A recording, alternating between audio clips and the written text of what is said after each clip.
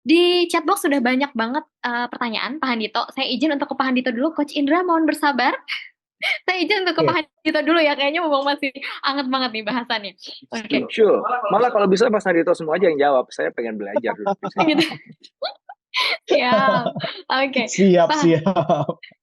Nah, ini nih Pak Handito nih yang menarik juga nih. Ini juga saya ini ada preferensi moderator juga ya boleh ya? Enggak, tapi ini mirip-mirip sama pertanyaan yang sebenarnya saya juga penasaran. Ini ada pertanyaan dari Mas Irwan, adakah korelasi antara inovasi dan idealisme?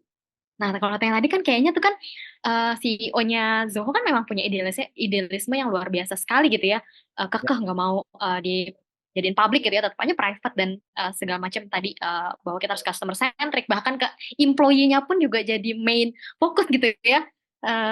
Instead of yang tadi shareholder atau yang lainnya.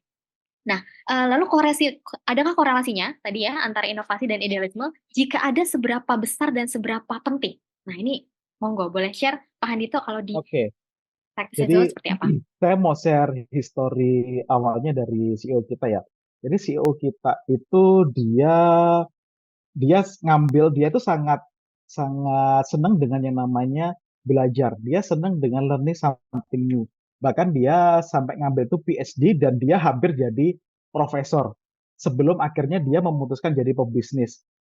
Around-nya kenapa dia ingin menjadi pebisnis? Karena kalau dia hanya menjadi profesor, dia nggak bisa create more impact to the society. Sedangkan dia itu sangat concern terhadap yang namanya kayak poverty atau kemiskinan. Kemudian dia juga sangat concern dengan yang namanya microeconomic dan sebagainya. Sehingga dia memutuskan shifting dari yang awalnya itu sebagai akademisi untuk berubah menjadi seorang entrepreneur atau seorang pengusaha. Tapi di sisi lain, untuk mindsetnya dia itu untuk terus berusaha untuk berkembang, untuk dia itu learning something new, untuk dia keep innovating, itu influence-nya sangat terasa dan itu masih kebawa sampai sekarang. Dan kalau ada pertanyaan terkait dengan korelasi antara inovasi dan idealisme, jadi kalau seandainya kita punya idealismenya itu sangat tinggi terhadap, oke, kalau kita melakukan inovasi, kita pasti akan growth nih. Itu seperti yang dimiliki oleh Sridhar Vembu. Jadi dia mengutamakan bahwa inovasi itu sebagai long term growth. Dan itu juga jadi idealismenya dia. Dan akhirnya itu yang paid off gitu kan. Itu yang membuat akhirnya Zoho itu bisa sukses secara jangka panjang. Meskipun kita berangkatnya dari bootstrap. Jadi kalau seandainya memang kita punya idealisme dan idealisme kita itu ditunjang oleh visi yang kuat, jadi bukan hanya idealisme semu, tapi kita nggak punya visi apa yang mau kita capai dalam waktu jangka panjang, jadi itu akan sangat kuat terhadap namanya innovation culture. Tapi kalau seandainya kita cuma punya idealisme aja tapi kita nggak punya visi, itu yang bahaya. Karena ujung-ujungnya akhirnya kita nggak kenal dengan surrounding, kita nggak bisa anticipate apa yang terjadi di sekitarnya. Ya, kita bertahan dengan idealismenya kita meskipun ya kita nggak tahu dengan idealismenya kita itu apa yang mau dicapai gitu kan. Gitu sih Mbak Retno. Oke.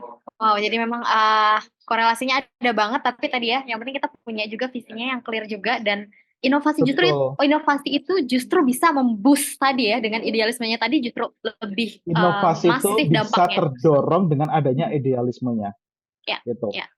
Wow, cool.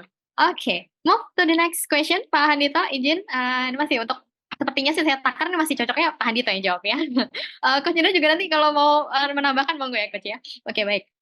Ini pertanyaan dari Mas Noel. Nah, ini terkait dengan strateginya Zoho nih, Pak Handito yang tadi memang spend 50% invest gitu ya, bukan spend invest 50% di R&D.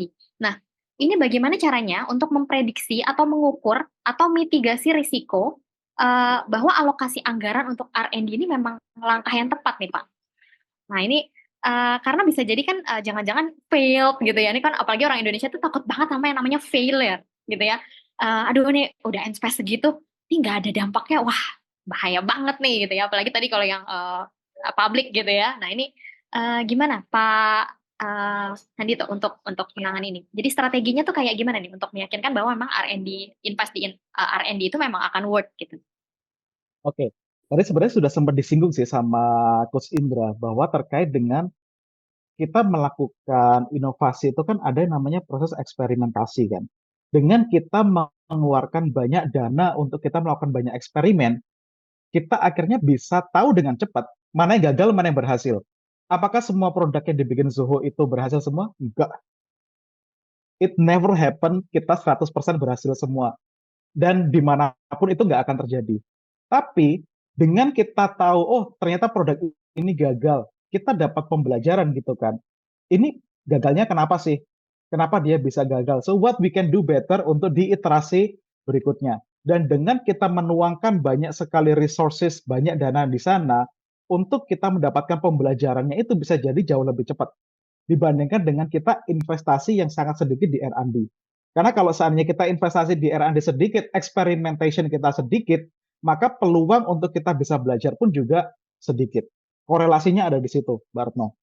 Gitu. Jadi Baik. semakin banyak resources yang kita keluarkan untuk eksperimen, itu akan semakin membuat kita untuk cepat belajar. Tapi tentu ketika kita mau melakukan eksperimen itu harus ada desain experimentation-nya yang clear juga. Jadi jangan eksperimen asal eksperimen. Kamu harus tahu dulu apa yang jadi hipotesanya, apa yang mau dites gitu kan. Jadi jangan experimenting just for the sake eksperimen. You do eksperimen, tapi harus ada sesuatu nih, apa yang mau dibuktikan dengan eksperimentasi tersebut gitu. Oke, baik. Mungkin Coach Indra kalau mau menambahkan silakan Coach. Silakan Coach Indra. Ya cukup, menurut saya sih yang disampaikan oleh Mas Adita udah on spot. Oke, nice. Oke, jadi tadi tetap termanage gitu ya, nggak asal invest, tapi memang perlu diperhitungkan, tetap ada perhitungan intinya gitu kurang Ya. lebih. Baik. Sorry, mungkin aku nambahin dikit aja. Jadi kata kuncinya di validasi sebenarnya Mas Adito ya. Jadi Ya. sebelum kita invest gede terhadap sesuatu yang kita sebut dengan inovasi itu harus divalidate dulu. Dan proses validasi ini yang sebenarnya jadi kunci. Ya. Ketika ada ide, belum tentu ide itu akan works. Nah, how do we know dia validate? Prosesnya agak panjang untuk validasi. Itu ada customer validation, market validations, dan kita harus cari cara, biayanya harus murah, proses harus cepat, harus mudah untuk dapetin validasi itu. Kalau misalnya udah tervalidasi, barulah boleh yang Pak Sedo tadi bilang, ya udah, ini udah proven kok, data udah menunjukkan bahwa ini bisa diwujudkan, ini tractionnya bagus, ya udah baru invest gede gitu ya. Jadi inovasi itu sebenarnya tidak berisiko, kita bisa manage risikonya dengan baik kalau kita tahu cara validasinya. Gitu. Aku nambahin itu aja, izin. Validasi. Oke, noted. Thank you, Coach Indra. Baik, pertanyaan berikutnya, Pak Andito, dan juga ini kayaknya cocok juga nanti kalau Coach Indra boleh nambahin juga gitu ya. Apakah inovasi yang dilakukan itu harus sesuai dengan arah bisnis perusahaan? Nah, itu pertanyaannya nih, dari Pak Yanuar. Karena ini Zoho kan katanya bergerak di bidang IT gitu ya. Nah, sementara beliau ini Pak Yanuar nih katanya di bidang umroh gitu ya, yang ini produknya udah mulai katanya mungkin ada penurunan omset di sana dan ownernya ini pengennya inovasinya ke arah yang lain. Nah, ini kan jadi terkesan kok kayaknya nggak nyambung gitu ya. Yang tadinya pengen ke umroh tapi ke yang lain. Nah, ini gimana menurut pandangan Pak Handit? Haruskah dilakukan sesuai dengan arah bisnis perusahaan? Seperti apa? Jawabannya Pak Oke, Andito. kalau kita bicara tentang arah bisnis perusahaan, as an example untuk Zoho juga ya. Jadi visi dari Sridhar ini pengen Zoho as a deep tech company. Jadi teknologi company yang nggak hanya untuk software saja. So what we do adalah kita invest juga di luar bisnis software. Contohnya apa? Bisnis untuk EV, electrical vehicle. Bisnis untuk chip. Bisnis juga untuk yang lain-lain yang memang itu terkait dengan teknologi. Karena apa? Karena kan memang core knowledge-nya kita, kemudian core bisnisnya kita itu ada di bidang teknologi. Jadi ketika kita mau invest ke sana, kita udah tahu arahnya, kita udah tahu pangsa pasarnya, kita udah ada pengalamannya di sana, sehingga kita bisa memitigasi resiko dengan lebih baik. Tapi kalau seandainya contohnya misalkan Pak Yanuar, ownernya ini awalnya punya bisnis untuk umroh dan haji, terus tiba-tiba banting setir pengen usaha tambang. Ini kan dua hal yang extremely different gitu kan. So Ya. kalau menurut saya ini harus dipertimbangkan dengan matang-matang. Tapi kalau seandainya dari umroh and travel kemudian berkembang menjadi jasa misalkan hospitality atau mungkin untuk jasa F&B yang masih ada kaitannya dengan umroh and travel, ini secara resiko itu akan lebih mudah dikelola dibandingkan dengan totally different business yang kita sama sekali belum pernah lakukan itu. Jadi saran saya kalau seandainya kita mau investasi di luar bidangnya kita, don't invest too much, tapi lakukan dulu on the small scale. Coba buktikan dulu, coba validate dulu apakah memang benar atau enggak. Kalau misalkan memang itu proven berhasil, ya sudah silakan dilanjut. Tapi kalau enggak, ya sudah anggap aja investasi yang sudah dilakukan yang kecil di awal itu sebagai learning process gitu kan. Dan validasi yang tadi itu juga ya Pak Andito ya. Jadi kita Tuh. punya hipotesa mungkin ya kita uji dulu. Oke, menarik. Baik, pertanyaan berikutnya Pak Andito izin ke Pak Andito lagi juga. Ini terkait dengan yang tadi unusual gitu ya. Apalagi kalau kita bicara konteksnya ke innovative thinking Pak Andito. Nah ini bagaimana sih untuk meningkatkan kecenderungan innovative thinking ke setiap karyawan? Apakah memang nggak tahu dari yang tadi dijelaskan gitu kan, oh ada visi besarnya gitu ya dan ada unusual way-nya gitu ya yang sudah dipatok oleh CEO dari Zoho. Tapi apakah kalau dari tim Zoho dalam hal ini spesifik misalnya Zoho Indonesia gitu ya, uh, bagaimana untuk bisa menerapkan dan membuat karyawan ini semuanya juga menjalankan perilaku itu. Jadi itu nggak sekedar jargon atau sekedar hal yang manis-manis di kertas gitu ya, tapi benar-benar diterapkan. Nah ini gimana Pak Dito? Oke, jadi sebenarnya kalau culture itu diturunkan dari atas kemudian ke bawah, dan kalau itu teramplify dengan bagus, salah satu culture yang kita build di dalam Zoho adalah untuk kita nggak pernah menyalahkan orang ketika ada kegagalan, gitu. Kenapa culture itu penting? Karena kalau kita seandainya udah, let's say kita melakukan suatu kesalahan dan at the end kita blaming people, akhirnya orang untuk mau melakukan suatu hal yang unik, yang berbeda, yang belum pernah dilakukan oleh orang lainnya itu agak hesitant gitu kan, agak enggan kan.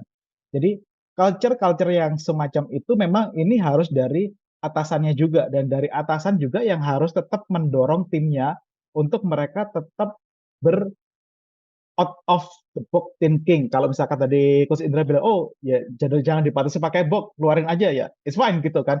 Jadi ya nggak usah dibatasi gitu.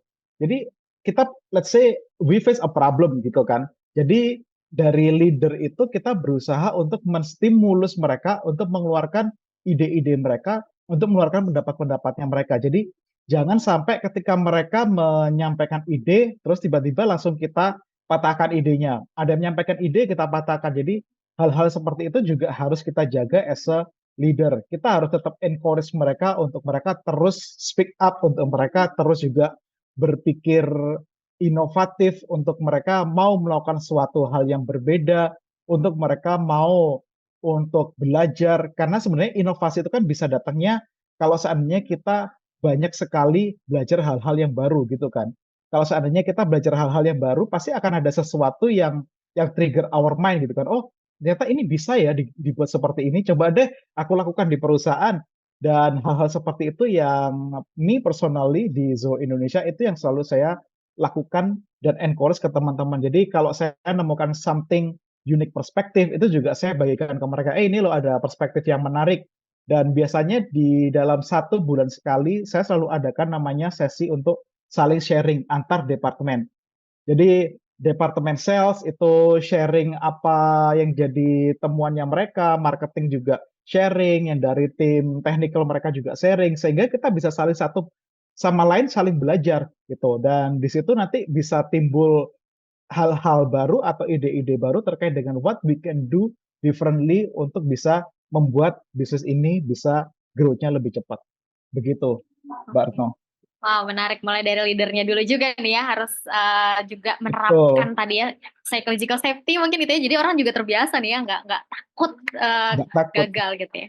Oke, menarik. Oke, saya minta thank you Pak Handito. Saya izin ke Coach Indra, mungkin ada tambahan juga nih Coach. Kan Coach Indra sering juga nih ya mendampingi banyak korporasi gitu ya. Uh, adakah memang penambahan gitu ya misalnya ya dari hal-hal yang Coach Indra amati juga gitu ya, yang ini ujungnya nanti bisa efektif untuk membuat karyawan ini bisa akhirnya terbiasa dan juga merealisasikan inovasi. Gimana Coach Indra? Ya, ya. Aku nambahin 2 hal dari yang sudah disampaikan Mas Sendito tadi juga on spot ya. Yang pertama adalah Ini adalah small habits yang leader harus hidupkan di dalam timnya, semua leaders. Yang pertama adalah bertanya. Jadi kita harus dorong tim kita untuk mengajukan pertanyaan, bukan mendengar dan minta perintah saja. Bahkan si leader pun juga harus sering bertanya pada anak buahnya, mau kamu kayak gimana? Kira-kira apa yang salah ya? Apa hal yang baru yang berbeda yang bisa kita lakukan untuk bisa mencapai target kita kali ini? So, ketika dalam satu tim itu pertanyaan itu lebih sering diajukan dibandingkan orang minta arahan, maka kita udah di track yang tepat untuk kita ngebangun budaya inovasi dan berujung kepada tim yang memang nanti inovatif. Yang kedua yang saya tambahkan adalah budaya eksperimentasi. Jadi dengan adanya psychological safety yang Mas Andi tadi sampaikan, si leader harus juga nanti sesekali ngasih challenge untuk melakukan eksperimentasi. Coba deh kamu lakukan ini gitu. We'll see what happen. Dan setiap kali ada satu goal yang harus dicapai, saran saya tim itu tidak hanya menetapkan satu saja yang dianggap sudah paling benar, tapi kayak ada A/B testing gitu loh. Coba deh kita, menurut kalian gimana gitu? Dari obrolan itu, diskusi ideation itu akhirnya mengerucut menjadi ada dua kemungkinan jalan yang bisa diambil. Nah, terus alih-alih kita, yaudah pilih satu aja. Kalau saya sih, yaudah kita coba dua-duanya deh. Gitu. Ya, kamu tim yang ngejain yang kanan, kamu tim ngejain yang kiri. Nggak ada yang benar, nggak ada yang salah, but we'll see. Ya, dengan adanya A/B testing itu membuat mereka sadar bahwa there is no one right way kalau dalam inovasi. Dan yang kedua adalah membuat mereka justru terbuka pikirannya bahwa terbuka peluang bagi semua orang untuk mencoba hal yang baru dan berbeda, and it's okay. Ya. Nah, dengan seperti itu saya rasa spirit inovasi itu akan tumbuh subur di dalam tim. Oke. Ya, tadi mengajukan pertanyaan dan juga eksperimentasi tadi ya, Coach Indra ya. Oke, menarik. Nah, pertanyaan berikutnya nih, masih banyak pertanyaan berikutnya saya izin, karena antusias banget nih, luar biasa. Thank you ya, rekan-rekan semuanya nih, corporate innovators. Baik, nah ini terkait dengan framework innovation management, Coach Indra. Ini mungkin ada juga ya kaitannya ya, juga dan mungkin kalau di Zoho mungkin juga menerapkan ya. Apakah bagaimana strateginya nih untuk menerapkan suatu innovation management? Kalau di Zoho mungkin adakah spesifik framework gitu ya yang dipakai untuk membuat tadi innovation-nya itu akhirnya nggak cuma, kalau tadi kan ada rekan-rekan kita yang berbagi bahwa itu hanya top down saja gitu kan ya. Nah, apakah memang sudah ada kayak tadi framework atau blueprint yang itu menjadikan inovasi ini memang suatu budaya yang memang dijalankan di semua lapisan gitu ya, atau seperti apa nih strateginya?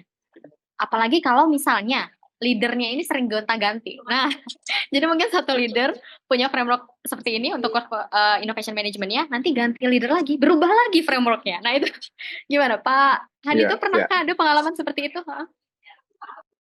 Kalau di Zoho sendiri sebenarnya kita we are not a very textbook company gitu ya. Jadi kita nggak, oh ini ada dari riset ini kemudian kita coba implementasikan. It's not the way yang selama ini kita lakukan. Jadi kita selalu berprinsip bahwa pembelajaran paling bagus itu ya what happen on the market gitu.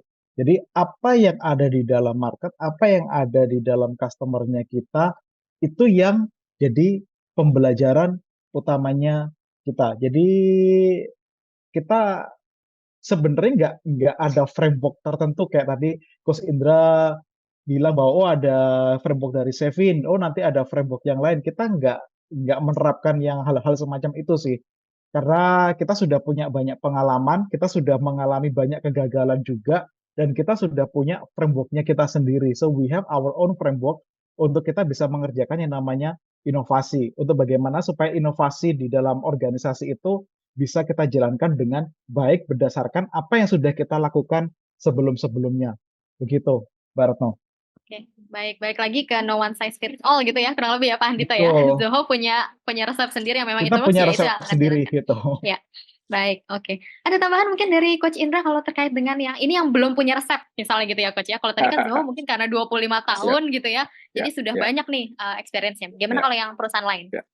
Ya, sebenarnya perusahaan kayak Zoho, demikian juga perusahaan-perusahaan teknologi besar lainnya ya, Google dan sebagainya teman-temannya, itu bukan berarti mereka nggak ada sistem mekanisme inovasi. Pasti udah ada gitu. Tapi karena itu udah dilakukan bertahun-tahun dan develop over time dari yang sederhana makin lama makin kompleks, orang jadi nggak ngerasa bahwa itu sebuah framework. Tapi sebenarnya itu pasti ada frameworknya. Justru orang-orang dari luar kayak saya atau para peneliti lainnya, orang-orang di kampus akademisi itu adalah kerjaannya adalah melototin mereka, ngelihat semua baru, oh ternyata Zoho itu pola inovasinya kayak gini ya, frameworknya begini ya gitu. Tapi kalau orang di dalam Zoho-nya sendiri nggak ngerasa itu ada framework gitu. kenapa penting bagi ilmuwan akademisi untuk ngebantu buatin framework itu supaya bisa di-copy. Kalau enggak itu akan selalu ada di Zoho gitu, selalu ada di Google, selalu ada di Apple gitu. Nah, kalau perusahaan mau ngopi kan harus dibantuin buatin frameworknya. Maka bagi teman-teman yang merasa bahwa di tempatku tuh belum ada mekanisme khususnya, belum ada sistemnya gitu, maka bagusnya memang pakai framework aja yang udah available di luar sana. Chia sendiri punya framework kalau dalam corporate innovation. Ya, mungkin di kesempatan yang lain saya akan share tentang frameworknya. Tapi pertanyaannya tadi lebih kepada begini. Gimana kalau di perusahaan saya frameworknya belum ada, semuanya bergantung sama atasan gue ganti kan kayak gitu. Ya, maka jawaban pertama sih sebenarnya mumpung ada atasan yang peduli sama inovasi, cepet-cepet ngajak dia untuk buatin framework, ketok palu, jadikan sistem. Masukkan dalam kebijakan perusahaan. Masukkan dalam sistem. Kalau perlu dibuatin sistem digitalnya sehingga udah ngunci. Sehingga ketika dia ganti pimpinan, sistemnya udah in place, kebijakannya sudah mendukung, tools digitalnya udah ada, sehingga mereka nggak punya pilihan selain ngikutin sistem yang udah di-develop itu. Itu solusi yang paling ideal ya. Solusi yang lain adalah, aku setuju dengan yang Mas Anggito tadi bilang, at the end of the day, inovasi itu about orangnya sebenarnya. Kalau memang orangnya inovatif, pimpinannya juga punya semangat inovasi, maka bahkan di dalam organisasi yang tidak punya sistem inovasi yang benar, tidak ada innovation management yang in place di dalamnya, inovasi tetap akan bisa muncul gitu. Maka ya sudah, kalau memang kita sadar bahwa perusahaan kita belum ada mekanisme sistemnya, apalagi framework yang jelas, atasannya katakanlah gonta ganti sehingga era seleranya selalu berubah-ubah gitu ya. Ya udah, ya kita nggak punya pilihan selain kita dengan tim di bawah kita yang melakukan inovasi dengan cara yang paling mungkin kita lakukan pada saat itu. Gitu. Jadi nggak ada alasan tidak berinovasi hanya karena belum ada frameworknya, hanya karena tasnya gonta-ganti. Itu sih sebenarnya at the very least seperti itu. Tapi kalau teman-teman pengen bermain di level yang strategik sih lebih bagus. Tadi itu ya pushing agenda kepada manajemen yang ada sekarang, Pak segera Pak buatin frameworknya Pak, segera Pak dibuatin mekanisme sistemnya Pak gitu. Itu untuk kebaikan dia juga. Ketika tasnya diganti, maka sistemnya udah ada gitu. Baik, wow, menarik. Jadi nggak usah nunggu-nunggu, jadi langsung aja action gitu ya. Oke, pertanyaan terakhir ke Cindra dan juga Pak Handito. Nah ini bagaimana jika menentukan solusi atau inovasi gitu ya, itu tergantung sama selera. Ini mungkin, jadi seleranya tuh bisa jadi si selera innovator itu sendiri gitu ya, atau selera leader atau manajemen bahkan. Nah ini sebenarnya seleranya siapa yang harus diikutin ya Pak Handito ya? Monggo Pak Oke, Handito. kalau kita ngomong selera itu ada beberapa hal gitu kan. Jadi kayak misalkan saya sebagai leader dan juga rekan saya misalkan as a country manager di negara lain, mereka punya selera yang berbeda-beda. Mereka punya selera bagaimana cara mereka mengelola timnya mereka. But at the end adalah kita working on the same culture gitu kan. Tapi meskipun selera saya beda, the way I handle the team beda, the way he handle the team beda, tapi yang kita share sama itu yaitu dari sisi culture-nya. Bagaimana caranya kita bisa tetap Zoho culture yang tadi disampaikan oleh Sridhar tadi itu bisa sampai ke layer yang paling bawah gitu. Itu yang menurut saya itu sebagai hal yang paling utama. Tapi kalau misalkan seleranya itu berdasarkan, oh si atasan ini dia lebih suka pakai lean, ya atasan ini dia lebih suka pakai Six Sigma, ya atasan ini dia pilih pakai pendekatan yang lain. Kalau menurut saya itu hal yang kurang tepat. Jadi harusnya itu bisa diselesaikan oleh level yang di atasnya lagi. Karena harusnya level yang ada di atasnya ini bisa menentukan ketika oh problem ini harus pakai pendekatan apa yang paling cocok. Karena tadi juga sempat disinggung sama Coach Indra juga, nggak selamanya kalau problem itu pakai lean cocok. Nggak selamanya problem itu pakai all Six Sigma itu cocok karena ada problem yang bisa diselesaikan dengan menggunakan lean konsep, lean metodologi, ada problem yang bisa diselesaikan dengan menggunakan konsepnya Six Sigma ataupun konsep-konsep yang lainnya yang disesuaikan dengan konteks problemnya itu seperti apa. Nah, kalau hal yang seperti itu berdasarkan selera. Nah, ini kan berarti ada lack of kompetensi dari leadernya gitu kan. Jadi mentang-mentang oh dia lean expert, dia dapat sertifikasi lean, akhirnya semua masalah dihajar pakai lean meskipun itu nggak tepat gitu ya. This is something wrong juga gitu kan. Jadi ya kalau misalkan seleranya yang seperti itu ya either dari atasannya harus memberikan pengarahan ya atau dari anak buahnya yang perlu bisa speak up gitu untuk menyampaikan bahwa pendekatan nggak selalu harus dengan menggunakan one solution fit all. Begitu, Mbak Retno. Baik, menarik. Thank you Pak Handito. Coach Indra ini juga kayaknya tadi ada kaitannya gitu ya dengan yang di awal tadi Coach Indra jelaskan gitu ya, bahwa memang Ya. ada jurus yang memang spesifik untuk case tertentu. Ada tambahan Coach Indra? Monggo. Ya, nambahin Mas Andito tadi ya. Jadi kalau kondisi atasan seleranya beda-beda, sebenarnya ada satu yang ini harus dijadikan kiblatnya. Jadi terserah mau gayanya gimana pun juga, tapi kiblatnya ini nggak boleh berubah. Ya, kiblatnya apa? Customers. Jadi at the end of the day, lu mau pakai jurus apapun juga, lu mau pakai metodologi apapun juga, at the end of the day itu harus solving customer problem. Itu harus creating value bagi customers. Jadi kalau misalnya tadi itu ya pakai lean, ternyata customer-nya bisa solve problemnya. Customer-nya ternyata dapetin value, ya udah nggak apa-apa gitu. Ya, ternyata pakai design thinking yang cocok ya. Paling bagus adalah gini lah, atasan tuh tahu banyak metodologi dan dia tahu bagaimana menggunakan metodologi apa untuk situasi apa. Itu udah paling keren lah. Ya, seperti aku ceritakan tadi di awal ya. Harusnya sebegitu ya. Tapi kalaupun nggak seideal itu, at the end of the day, yang penting customer-nya gimana. Nggak ada gunanya kita ngotot dengan satu pendekatan, satu selera, kalau customer-nya nggak dapat value. Jadi perlu punya kesepakatan secara komunal, secara umum di dalam perusahaan dan di dalam tim pada akhirnya antara kita dengan atasan bahwa at the end of the day jurinya adalah customer.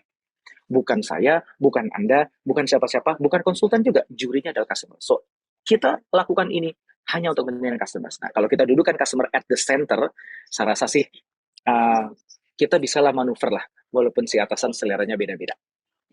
Oke, wow, menarik, keren banget. Dan itu yang dibuktikan oleh Zoho ya, ketika customer centric-nya tuh kencang banget, justru bisa eksponensial, gitu kan ya. Oke, wow, keren banget, thank you banget Pak Handito, Coach Indra juga untuk segala macam insight-nya. Kita kasih applause dulu dong. Thank you banget, Coach. Mohon maaf untuk pertanyaan-pertanyaan yang tadi belum sempat kejawab ya. Mudah-mudahan nanti kita bisa punya sesi selanjutnya yang kita bisa lebih interaksi lagi untuk menjawab pertanyaan yang tadi belum sempat dijawab. Oke, terima kasih untuk kakak-kakak semuanya dan